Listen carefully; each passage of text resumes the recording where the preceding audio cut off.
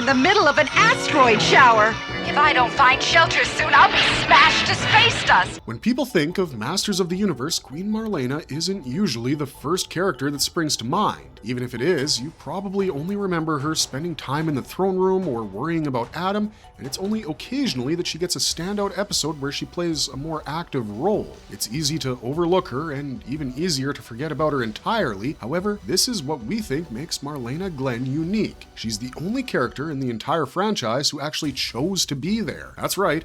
Unlike the others, she wasn't picked by prophecy, born into some grand destiny, transformed by magic, or even cursed by ancient forces. Instead, she ended up on an alien planet by simply an accident. So where does she really come from? And how has her story shifted and evolved over the 40 years that Masters of the Universe has been around? That's what we're set to explore today, and honestly, it's a fascinating story. So buckle up and let's get into it, because it's going to be a bumpy ride. The 1982 series Bible and early DC Comics, the first Earth Woman. When I found out what I'm about to tell you, honestly, I was shocked. Shocked in a good way, of course, but shocked nonetheless. Okay, so Michael Halperin wrote this Masters of the Universe series Bible, which serves as the main text that the entire Filmation series is taken from, right? And guess what? In that foundational document, Halperin wrote about Marlena Glenn. According to this Bible, Marlena is the commander of a NASA shuttle mission. And if you're an astronomy nerd like me, you've probably already figured that her name, Glenn, is a direct tribute to John Glenn, the first American to orbit the Earth. Halperin put some serious thought into the creation of Marlena because she was a pioneer named after a real-life pioneer. Now, in Halperin's original concept, Marlena was in the shuttle with crewmates, namely Biff Beastman, Evelyn Powers, and T.E. Scope. The idea was that this spaceship would be destroyed near Skeletor's home dimension, which was this place called Infinita. And when this spacecraft was destroyed, all the crew members would end up on different worlds where they would transform. Evelyn Powers would become Evelyn, T.E. Scope would become Triclops, and Biff Beastman would become, you guessed it, Beastman. Of all four members, only Marlena would make it to Eternia and end up becoming the Queen. On paper, this is obviously a fascinating concept. Think about it. All of these people know each other for what we would assume is decades of training and working together, and once they're transformed, they suddenly start choosing sides. Sadly, this idea was abandoned before the cartoon ever went into production, so you don't get to see this plotline play out on screen, which is kind of sad. It would have been a really interesting take on the hero and villain origin stories, but hey, we can't complain. What we got is pretty good in and of itself. That's because in July 1982, we got Marlena's first appearance in DC Comics through DC Comics Presents issue 47, a crossover with Superman. She shows up in the story as the Queen of Eternia, and because she's originally from Earth, that's used to explain why He-Man even knows who Superman is. This issue doesn't really focus on Marlena. She has no names or spoken lines that have any real weight, but she is regal, she's present, and I like that. Then, in the Masters of the Universe #1, which came out in 1983, we finally get her name. In this issue, we see her with her full backstory and initial dynamics with the characters around her. We see the dynamic of Marlena siding with Adam consistently, through and through, and this is something we see in every single continuity. Marlena defends Adam because she sees something in him that Randor doesn't see, or chooses not to see. We also get a copious amount of Marlena in the next two issues that came out in January and February 1983, but she's mostly a background character there. Thanks to Man-at-Arms memory projector. Well, you were some pilot, Mother. Filmation's He-Man and the Masters of the Universe, 1983 to 1985. Now let's talk about the version that an entire generation grew up with. Voiced by Linda Gary, who was miscredited in some early episodes as Linda Gray, we have a dignified, regal, and graceful Marlena thanks to the Filmation crew. Throughout the series, she's warm, she's patient, she trusts Adam with all her heart and comes to his support when Randor can't manage to be there. We've watched the series quite a few times, and throughout all 130 episodes, we like how consistent Marlena's character is. When you first see her, you're like, of course she's a queen. She knows wise things and she maintains a dignified position, because you never see that spark in her. But when her episodes finally show up, they're so worth it. And a fun little fact about Marlena that I think you should know, sometimes she's actually voiced by Jay Scheimer, the wife of producer Lou Scheimer. She never got credited though. That's because according to the union contract rules, a credited voice actor could only voice a certain number of characters in a single episode. So whenever Linda Gary hit her limit for an episode, Jay Scheimer would step in. That's pretty cool, right? Can you guess which episodes Jay Scheimer voiced Marlena in? Let us know in the comments down below because, truthfully, we couldn't tell you. Coming back to the show though, the big question is, does Marlena know Adam is He-Man? Throughout the series, we can see evidence slowly start to pile up. The show never comes out and says it outright because why would they? But you know Marlena knows something. Like, think about that episode when Marlena decided to endorse a He-Man day and looked at Adam after suggesting it's time to finally recognize He-Man properly. She definitely knew. And that was just a really entertaining moment because we love it when motherly figures in media do mother-coded things like just knowing stuff. Now, before we start gushing about Marlena as a mother, let's talk about her backstory. Do we get it in this show? The answer is yes. In the episode titled The Trouble in Arcadia, we get an entire timeline for her career. It's established that Marlena was actually one of the very first female space explorers in Earth's history. She was breaking barriers even before she wore the crown. This is the closest we get to her confirming Earth in this show's timeline, but then, in the episode titled Teela's Quest, we finally get to see Marlena's origin clearly on screen. She has this memory projector device, and using that, she shows Prince Adam how she ended up on Eternia. Her spacecraft, known as Space Probe Valiant, was a one-person spacecraft, wiping away any chance we would have had to see her crewmen turning against her. This is Filmation's version of her origin, and it's stuck. But then we come to our favorite episode.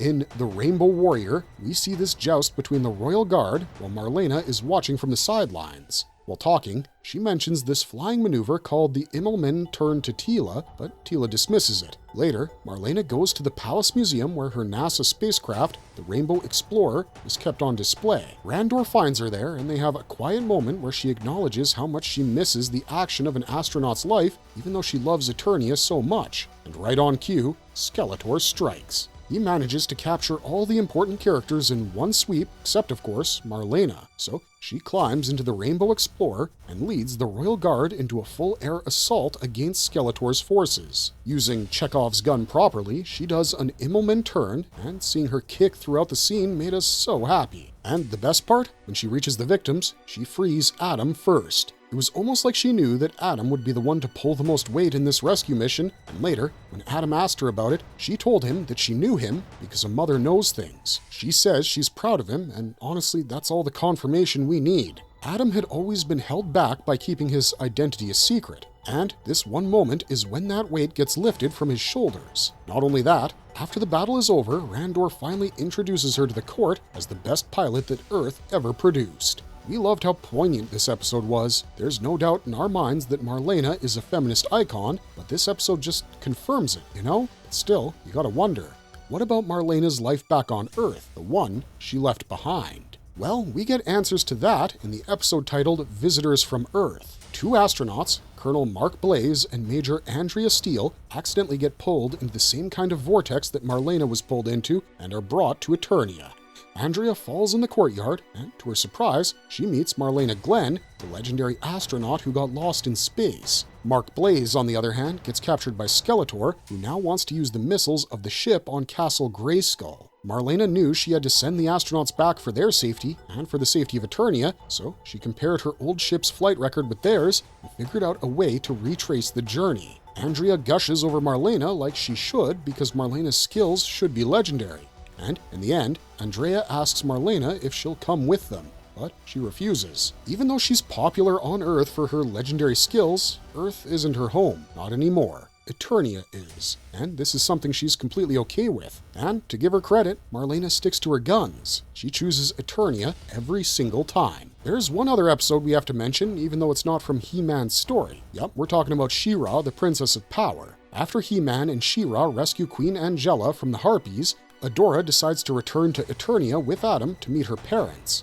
Finally, we see Marlena meet her daughter, who was taken at birth. But that's not the gut punch. The gut punch is that after Adora was taken, her existence was magically erased from the memories of almost everyone to spare them the pain, with only a select few like the king, the queen, and man-at-arms retaining the truth. So, for years, Marlena had to carry that knowledge in silence and watch Adam grow up as an only child, even though she knew he had a sister. And not once did Marlena make Adam feel less loved or less wanted. Marlena is arguably a better parent than most parents in real life who have taken out stress or sadness on their children for a lot less. We'll miss you terribly, Adam. But we're proud you will be the defender of good in the future. The New Adventures of He-Man, 1990, A New Beginning. In 1990, we got The New Adventures of He-Man, where we see He-Man on the planet Primus. This show has a separate continuity, and Marlena only appears in the very first episode. Even though her screen time is very brief, she actually managed to give us an emotional core that no other continuity before Revelation could do. In this episode, Adam tells both of his parents that he is He-Man and he's going to travel into the future. And instead of being shocked or surprised, both of them are proud of him. You could say that, yeah, okay, of course they're proud of him, they're good parents, but you gotta understand, this is important because this is the first time before Revelation where we get to see both He-Man's parents learn his identity. In most continuities, Randor never gets to learn this truth. Quite literally, Randor didn't learn that through the 130 episodes of the original series, but not this show. Both parents see their son off and tell him how proud they were of him before he went. This is different from what we're used to, but we're not complaining. Not every difference is bad, you know? Speaking of which, in this episode, Marlena shows up with blue-gray hair instead of her signature warm red hair. We're not 100% sure, but we would wager that this is just a continuity error or a coloring error, because everything else is matched to the Filmation Studio's color palette. That said, some fans think this difference could signify something more hidden under the surface. What do you guys think? Was this just a mistake, or is there any hidden meaning to it? We'd love to see your theories in the comment section down below. He-Man and the Masters of the Universe 2002, The Warrior Queen. Up next, we have the 2002 series produced by Mike Young Productions. For a lot of fans, this is the high bar of He-Man, and we can't say we disagree. We get sharper action, more mythology, deeper lore, and the storytelling was so much better. This version of Queen Marlena did get a reduced role, but there's something even more frustrating about her. Visually speaking, she's completely different. Instead of having the flowy robes we associate with her, Marlena is always clad in armor. She's like a queen who's ready to go to war at a moment's notice, rather than a queen who wants to attend dinners. And this is a strong visual statement. You can tell right off the bat that she means business. While we do appreciate that, what we don't appreciate is what they did with her backstory. The entire NASA storyline is completely absent. The producers chose to leave out her Earth origin entirely and keep the focus on Eternian mythology. I mean, in a way, we get it. If you want a show that's completely focused on one planet, it makes sense to not introduce another planet and try to use the second one to explain away the first. However, all in all, we think this is a genuine loss. That backstory gives our queen a little edge, some more depth, and now all of that is missing. But that doesn't mean she's completely disappointing. In her episode of Machines and Men, when this mysterious force takes out all the technology, Marlena puts on her armor and goes out to protect everyone while defending herself against Skeletor's forces. We love this battle scene so much. She looks like a queen who's seen combat and isn't afraid of it, which we appreciate. At one point, Battlecat rescues her using the knowledge only Cringer could know about, so of course, she starts putting two and two together. Throughout the 2 seasons, we see her functioning as a co-ruler with Randor. She attended all the diplomatic meetings, carried authority, offered counsel, and more. Overall, she actually acts like a queen instead of just having the title, which we appreciate. We always like it when we see the queen have a bigger role than just being there and looking pretty. Masters of the Universe Classics Toy Line, 2011. 2 bios, 2 eras. The Queen Marlena action figure was first released in July 2011, and of course, there were 2 separate bio texts. If you got it from the San Diego Comic-Con that year, you would see that the doll was packaged as Queen Marlena. But if you got it through the Maddie Collector website in August 2011, you would see that the package had Captain Glenn written on it. So of course, she was dressed differently and had different parts. On the Queen Marlena package, she's described as an explorer from Earth who traveled with 2 companions in an experimental warp ship through a dimensional rift. Eventually, the ship crashes on Eternia, and she's the only one who comes out of that crash alive. She's saved by Captain Randor, and they fall in love. Marlena chooses to stay and eventually becomes a queen after the Great Unrest. I know that would have been awesome to watch on screen, but overall, we'd say that this is a standard Marlena origin. But then, on the package, it's mentioned that she knew the secret identities of both Adora and Adam. This is interesting. For the first time, we had written confirmation that Marlena knew, and she was proud of it. We like that the Classics bio did that because it definitely stopped a few fan arguments here and there. As for the Maddie Collector Captain Glenn bio, this one has a lot more text about her pre-Eternian life. We learn that before she found Eternia, she was working on something called Project Photog. This is in reference to a camera-headed character from the vintage toy line that came out back in 1987, And then, after that project was done, she volunteered to be a pilot on a warp ship that was going to go through a black hole. She deliberately chose to die in the black hole for the sake of science, and this bio also confirms that Marlena uses the cosmic key to return to Earth. This is important because she finally managed to find a connection between the two planets that she calls home. On one hand, I'm really happy to see that the character got more depth, but on the other hand, we're kind of pissed because it would have been great to see these adventures on screen. If any future producers of a Masters of the Universe show are watching, please consider these two storylines for our girl Marlena. Thank you for your attention to this matter.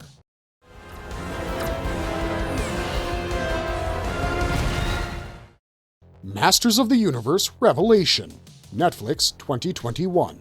The Queen Who Flew to War. I'm not gonna lie, every version of Marlena that we've told you about has one thing or another missing, right? The Filmation series gave us bits and pieces, as did the 1990 and 2002 versions, but there are still some things missing. But then, we got this version, and this one has to be the most satisfying across the entire franchise. You have Marlena, voiced by Alicia Silverstone, present from the very first scene. The series literally starts with Randor and Marlena being there for Tila's coronation.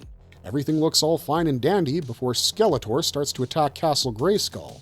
Adam obviously has no choice but to leave, but as he does, Marlena tells him to be careful. And this is the last thing she says to him before he apparently dies.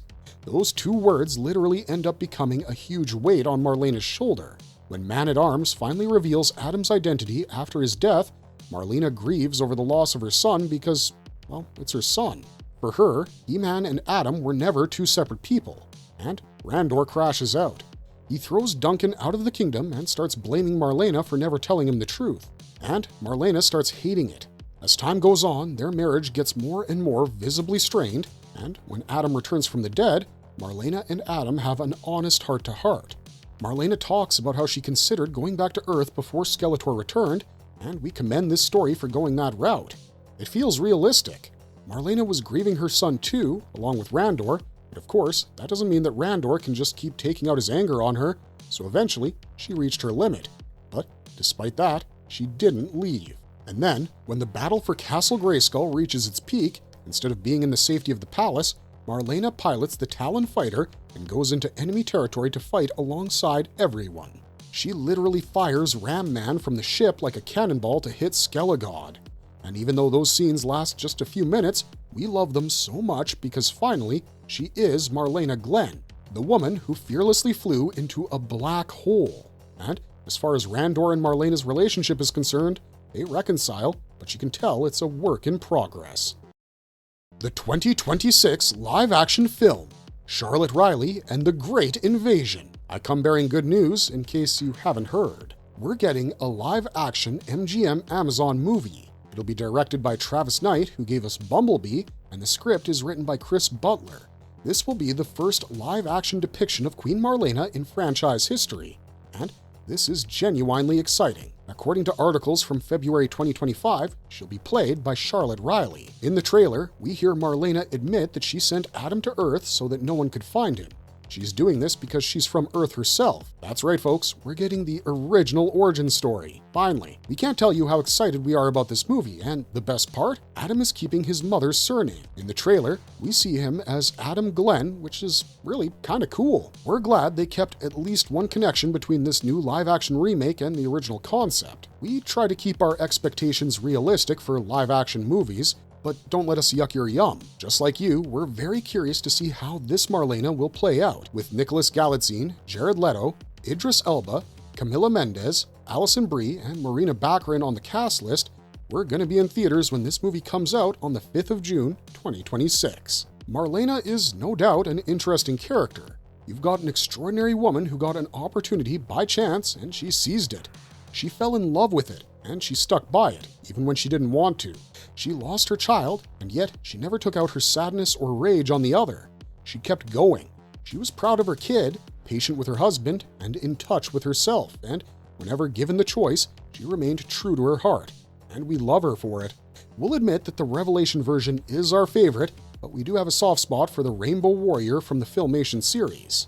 I always feel like Marlena never gets her due credit, so I hope after this video people will talk about her more because, damn, she's a great character.